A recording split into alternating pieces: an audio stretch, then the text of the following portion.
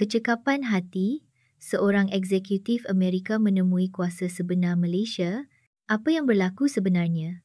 Sebuah video yang hanya berdurasi 10 saat yang dirakam oleh seorang ahli perniagaan Amerika di lapangan terbang antarabangsa Kuala Lumpur, KLIA, tersebar ke seluruh dunia serta-merta mencapai 12 juta tontonan. Tetapi apa yang paling mengejutkan, perakam video itu bukanlah kandungan video itu sendiri, tetapi komen yang sama dari seluruh dunia. Pemandangan seperti ini tidak dapat dilihat di Amerika. Dan mengapa hanya Malaysia yang mampu melakukan ini? Apakah adegan yang dirakam? Dan mengapa ia mengejutkan seluruh dunia? Mari kita lihat bersama.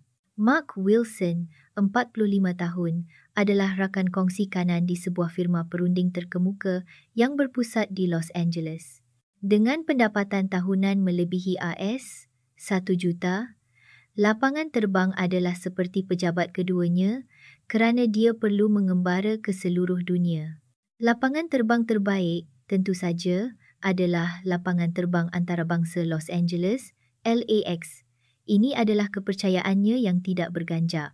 Malah, LAX adalah hub penerbangan global. Mark sangat berbangga dengan infrastruktur hebat yang dibina oleh industri penerbangan Amerika.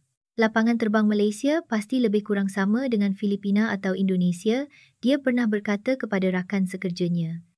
KDNK Amerika adalah kira-kira 30 kali ganda dari Malaysia. Angka-angka ini menjelaskan segalanya. Mark yakin dengan perkara ini. Tetapi sebab sebenar dia memandang rendah datang daripada pengalaman lain.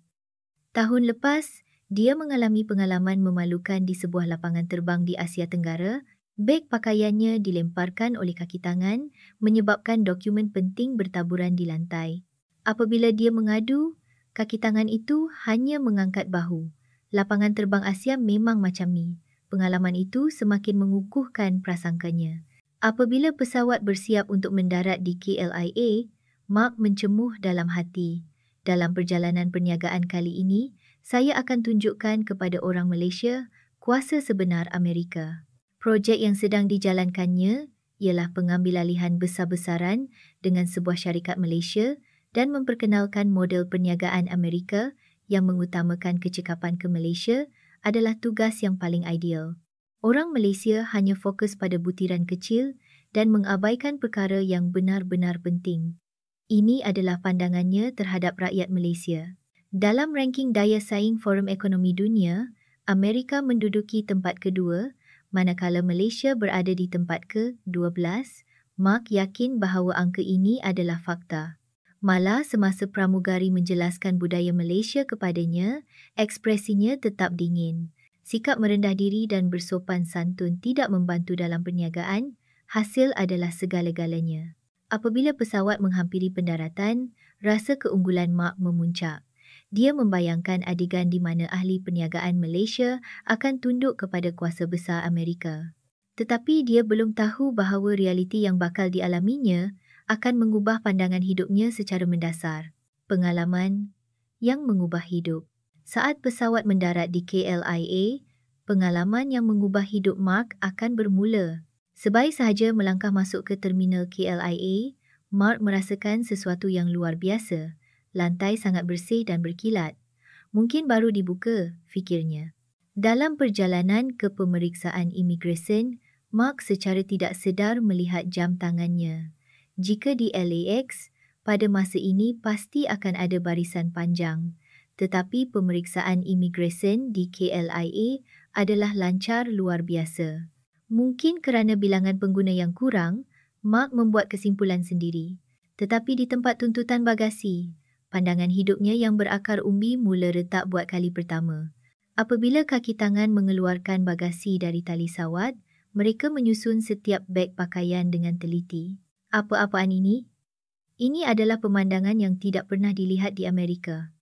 Kaki tangan Amerika hanya meletakkan bagasi di atas tali sawat, tidak peduli dengan arah atau posisi.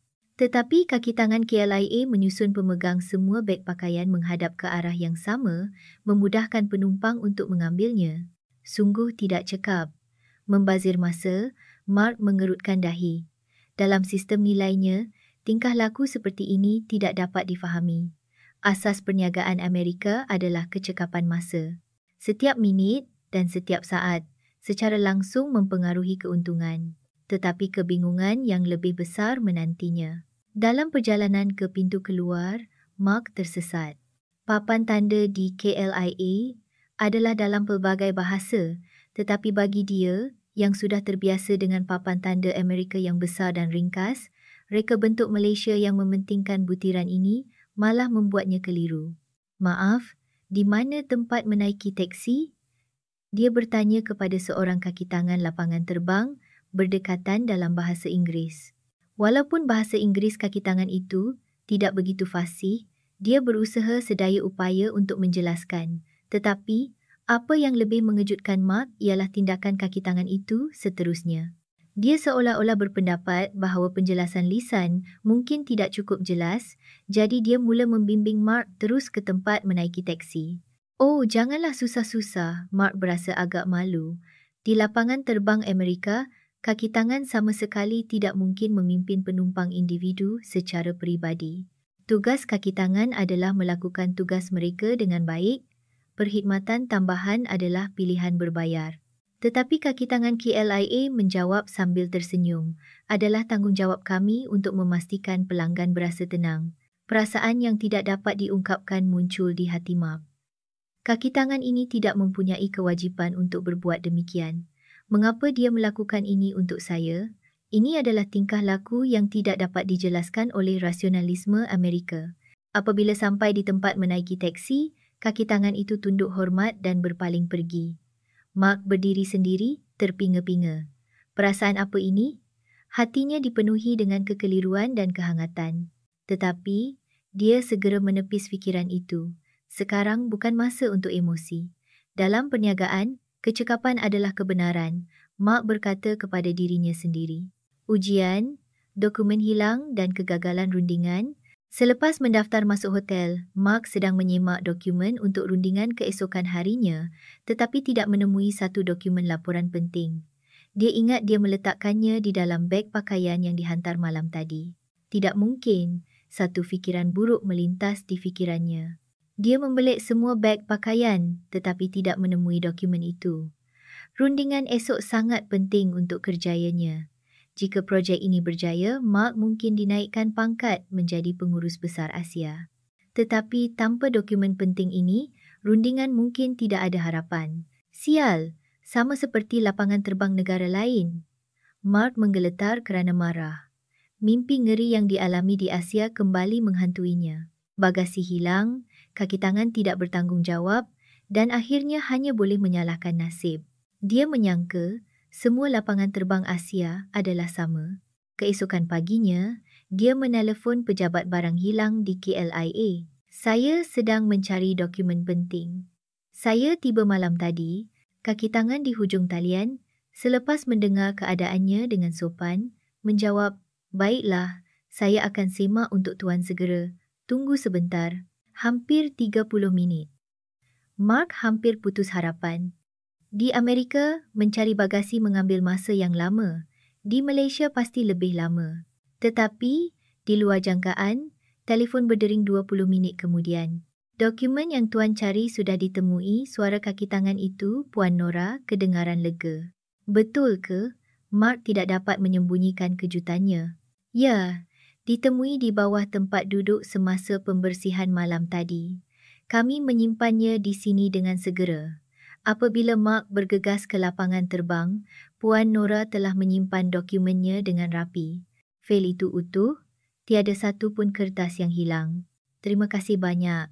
Anda benar-benar banyak membantu saya." Tetapi kata-kata Puan Nora seterusnya membuat Mark terdiam. "Sebenarnya, kami sedang bersiap untuk menghantar dokumen itu ke hotel tuan. Kami mohon maaf kerana menyusahkan tuan untuk datang ke sini." Mark keliru sepenuhnya. Dia sendiri yang cuai kehilangan dokumen, tetapi kaki tangan pula meminta maaf kepadanya, malah berhasrat untuk menghantarnya sendiri ke hotel. Ini adalah perkhidmatan yang mustahil berlaku di Amerika. "Mengapa anda melakukan ini untuk saya?" Mark tidak dapat menahan diri daripada bertanya. Puan Nora menjawab dengan riak muka yang sedikit kekok. Memandangkan kami menyimpan barang penting pelanggan adalah menjadi tanggungjawab kami untuk mengembalikannya dengan selamat kepada tuan. Lagipun, bagaimana kami boleh membiarkan pelanggan yang sedang dalam kesusahan begitu sahaja? Satu perasaan yang tidak dapat diungkapkan sekali lagi timbul di hati Mark.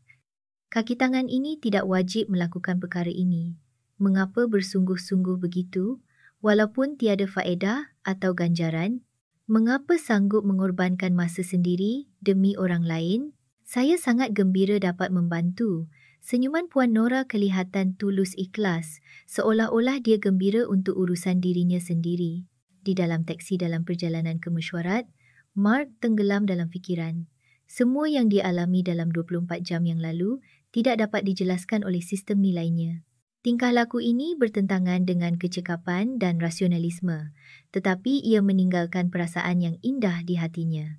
Adakah saya mengabaikan sesuatu yang penting? Tetapi dia segera menepis fikiran itu. Jangan terikut-ikut emosi. Dalam perniagaan, hasil adalah segala-galanya. Mark memotivasikan dirinya. Dia bertekad untuk membuktikan keunggulan model perniagaan Amerika yang mengutamakan kecekapan dalam rundingan yang akan datang. Rundingan berjalan lebih lancar daripada jangkaan.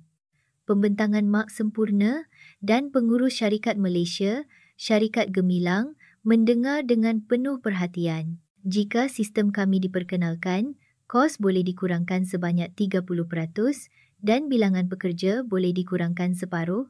Pihak Malaysia nampaknya berminat dengan kecekapan yang ditunjukkan oleh angka-angka itu. Tetapi pada akhir rundingan, timbul masalah yang tidak dijangka. Jadi, bagaimana masalah pengambilan pekerja akan ditangani? Adakah pekerja yang akan diberhentikan diambil kira?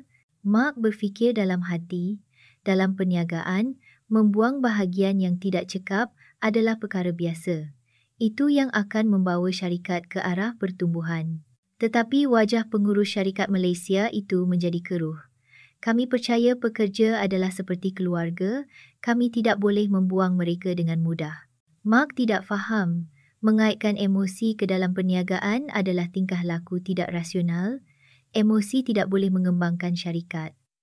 Untuk menang dalam persaingan global, kecekapan adalah penting. Rundingan ditangguhkan sementara. Pihak Malaysia berkata mereka akan mempertimbangkan lagi, tetapi Mark tahu bahawa ini bermakna penolakan. Dalam perjalanan pulang ke hotel, dia tidak dapat menyembunyikan kekecewaannya. Orang Malaysia memang susah nak faham. Mereka tidak mengikut piawaian dunia. Tetapi, peristiwa keesokan harinya membuatkan dia lebih keliru. Di lobi hotel, dia terserempak dengan pekerja muda dari syarikat gemilang yang baru berunding semalam. Selamat pagi Encik Wilson, pekerja itu tunduk hormat kepadanya. Terima kasih banyak untuk semalam. Mark meningkatkan kewaspadaannya. Dia bimbang dia akan mendengar kata-kata sinis selepas ditolak, tetapi apa yang berlaku adalah sebaliknya. Sebenarnya saya ingin Encik Wilson lebih memahami budaya Malaysia. Jika tuan berkelapangan, bolehkah saya menjemput tuan melawat syarikat kami? Mark keliru. Mengapa menjemputnya melawat syarikat sedangkan rundingan telah ditolak?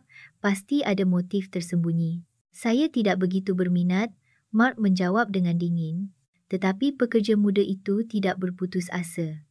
Kecekapan yang Encik Wilson sebutkan juga sangat penting. Tetapi kami juga mempunyai kecekapan kami sendiri.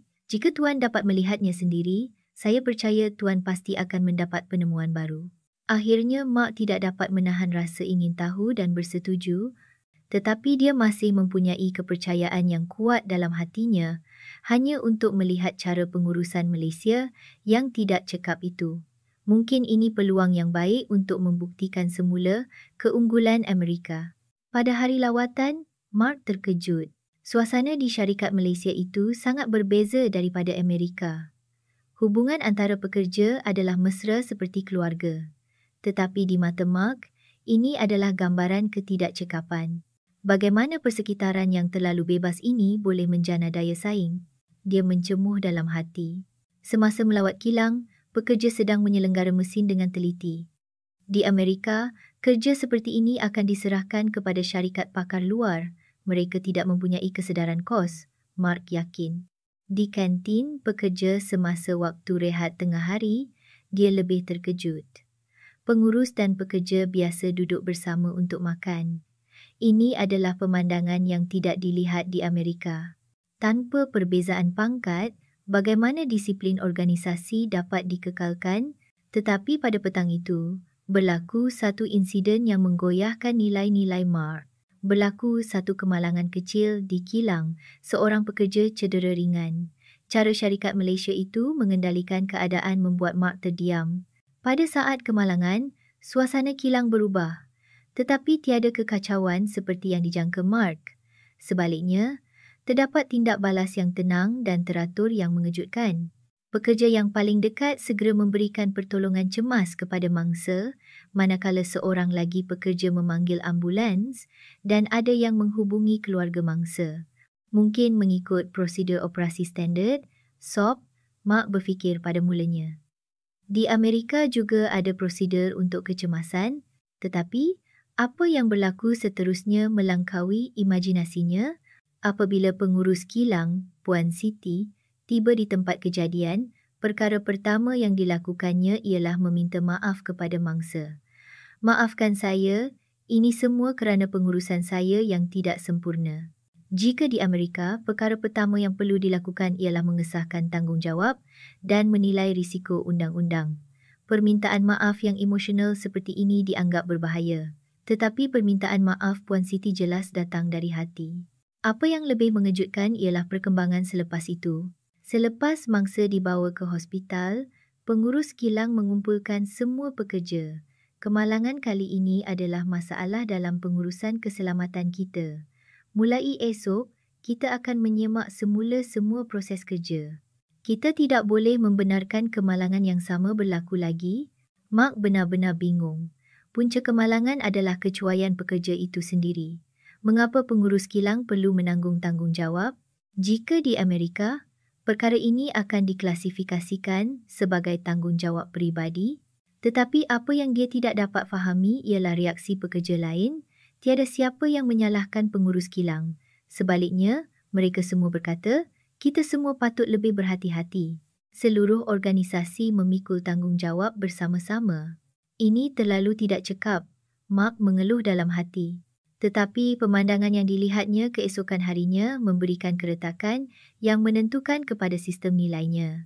Apabila dia kembali ke kilang, pekerja yang cedera semalam kembali bekerja dengan pembalut dililit di lengannya. Kenapa tak berehat? Awak ada hak untuk cuti sakit bergaji, kan? Apabila Mark bertanya. Pekerja itu menjawab dengan riak wajah yang serba salah. Saya sudah menyusahkan semua orang. Macam mana saya boleh berehat? Ini cuma kecederaan kecil. Saya boleh buat kerja-kerja pejabat. Jawapan ini membuat Mark terdiam. Di Amerika, adalah perkara biasa untuk mengambil cuti sakit bergaji selama mungkin kerana itu adalah hak pekerja. Tetapi pekerja ini memilih tanggungjawab berbanding hak. Apa yang lebih mengejutkan ialah tindakan pekerja lain. Mereka membahagikan kerja mangsa secara semula jadi. Tiada siapa yang mengeluh. Sebaliknya semua bertanya dengan prihatin. Awak okey? Jangan paksa diri sangat. Apa yang sedang berlaku di sini? Mark benar-benar keliru. Mengutamakan kepentingan kolektif melebihi kepentingan peribadi. Mengutamakan tanggungjawab melebihi hak. Ini bertentangan sepenuhnya dengan teori perniagaan yang dia pelajari. Semasa rehat tengah hari, dia bertanya kepada pekerja muda yang menemaninya, mengapa semua orang mengambil berat tentang syarikat? Tak bolehkah mereka fikirkan sedikit tentang diri mereka sendiri? Pekerja muda itu berfikir sejenak dan menjawab, syarikat menampung kehidupan kita, jadi adalah perkara biasa bagi kita untuk menyokong syarikat. Saling membantu, akhirnya semua orang akan gembira. Mark masih tidak dapat memahaminya. Tetapi apabila dia melihat data prestasi syarikat ini, dia menjadi lebih keliru. Produktiviti mereka tidak kalah dengan syarikat Amerika yang mengutamakan kecekapan. Sebaliknya, kadar pusing ganti pekerja adalah sangat rendah dan kualiti pula jelas lebih baik. Mungkin kebetulan, hanya prestasi yang baik pada masa ini, Mark berkata kepada dirinya sendiri. Tetapi jauh di lubuk hati, perasaan lain mula bercambah. Mungkinkah kecekapan yang saya yakini hanyalah luaran? Mungkinkah kecekapan sebenar wujud di tempat yang lebih mendalam? Persoalan ini berakar umbi secara senyap-senyap di hatinya. Pendedahan akhir dan video tular. Pada hari kepulangan, Mark tiba di KLIA dengan perasaan yang rumit. Seminggu berada di sini telah menggoyahkan tanggapan sedia ada tentang Malaysia, tetapi dia masih tidak dapat menerimanya sepenuhnya. Lagipun, perniagaan Amerika masih menjadi standard dunia. Malaysia hanyalah pengecualian, katanya kepada diri sendiri. Apabila dia menghampiri kaunter daftar masuk, timbul masalah yang tidak dijangka. Sistem rosak dan tidak dapat mengesahkan tempahan Mark. Kami amat menyesali kesulitan yang berlaku.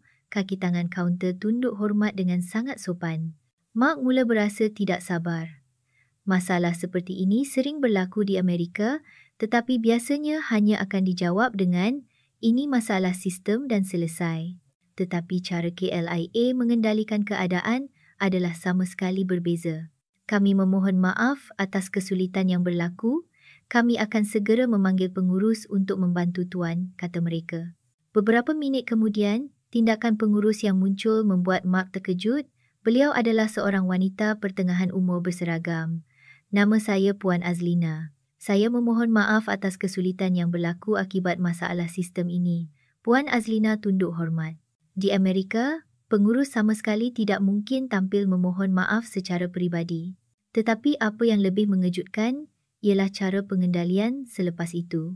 Kami akan menaik taraf tuan ke kelas pertama dan memberikan baucar untuk digunakan pada perjalanan akan datang sebagai tanda permohonan maaf kami. Kata-kata ini memberikan kejutan besar kepada Mark. Di Amerika, skop tanggungjawab organisasi dibahagikan dengan jelas dan prinsip asasnya adalah tidak campur tangan dalam perkara di luar bidang kuasa sendiri. Tetapi Puan Azlina telah melangkaui batas organisasi, meletakkan kepuasan pelanggan di tempat pertama. Semasa menunggu di ruang istirahat lounge, Mark teringat semua insiden yang berlaku sepanjang minggu lalu. Kaki tangan lapangan terbang yang membimbing dengan mesra, pekerja yang berusaha gigih untuk memulangkan dokumen yang hilang, syarikat yang menjaga pekerja seperti keluarga, kilang di mana semua orang memikul tanggungjawab bersama untuk kemalangan, dan sekarang pengurus ini yang tidak mengira batas organisasi demi pelanggan.